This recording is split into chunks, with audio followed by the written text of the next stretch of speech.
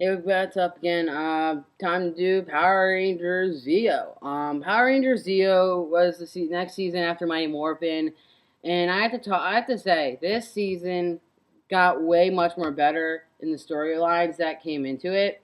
With the Gold Ranger, the Machine King Empire coming as new villains, posing a new threat to the Rangers. They used the MacGuffin from the last season that the Alien Rangers were using, and we got a new character, Tanya, who who became the new Yellow Ranger. Billy is not acting as a ranger anymore, but I have to admit his character always had more of like that the leadership going on, like the brains behind the operation, behind Alpha and Zordon. He stayed back as like a I say a technical advisor to the Power Rangers. So I guess it was very fun to see a shift in tone from the last season from Mighty Morphin, where they used gear, they used tech, the battle magic, and I like how it's reversed in this season. And the tone of the series was so serious. It had a little bit of a roughing point when it came to the viewing for the viewership of the season.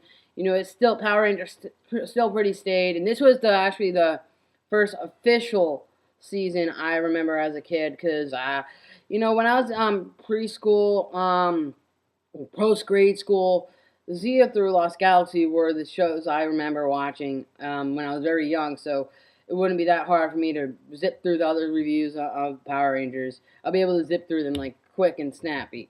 So of Lost Gal, I'll be able to probably zip through it really quick. These reviews are the day. Some of the reviews I'm gonna review today, but here to talk about Zeo.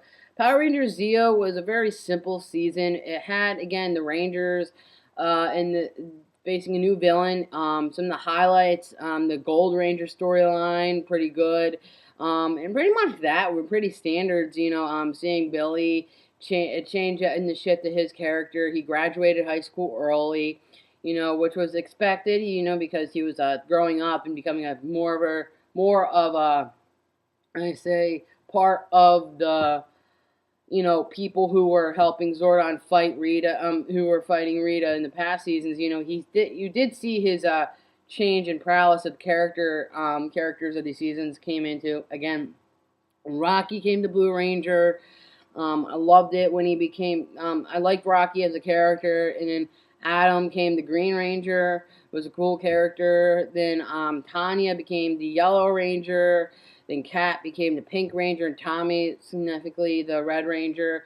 And I had to admit, this series when I first watched it on TV, I loved it. And then when I watched it on Netflix again, I loved the series. While you're watching the episodes, it just came that nostalgic blast from the past that I loved because there were some episodes that stood out to me. The Hawaiian Zeo. I forget which one that one was. The one when Good as Gold. The alien. The Alien Ranger team up and Zeo team up was like the first official Power Rangers crossover with the actual Power Ranger team. I guess you could say Mask Riders team up would be considered canon for the team ups, but that's just me. I count it as its own crossover. But this was a standard series. You had your Rangers beating up on the bad guy. The bad guys are pretty fun to see. You got Clank and Orbis, great characters. Some of the episodes that they made, like the when they use that I forget the TV that kid show guy. They used his juice his influence to control little kids. That was a memorable episode. The one when Rocky wanted to become an actor. Very showed his different standing points of the characters of this series. A shift in character design, character aspects in the season. Again, another reason why I really loved this series when I was a kid, because it was a very fun season. I remember watching Power Rangers Zeo all the way through when I was a kid. I had to remember, like, this was my definitive series I grew up on. So it was a very fun season to me. Great series. I liked the characters. The overarching story parts really, became standard. pretty much for Power Rangers, and it just came into newer territory when it came into darker, a shift in tone of characters from Bulk and Skull, because they were starting to grow as characters. There are other characters in the Power Rangers lore who basically came out there. And there was a new character, Lieutenant Stone, pretty much stayed standard after pretty much since Turbo are in space. I forget the last time he was in. I think it was in Turbo. But Power Rangers Zeo was a standard great season. I loved it. Great characters, memorable episodes. As I said, again, there was that Magnet Head episode that was pretty funny. The one where they with the baby when they were trying to take care of the baby, that whole roller coaster of like making the baby be caught. That was a funny episode.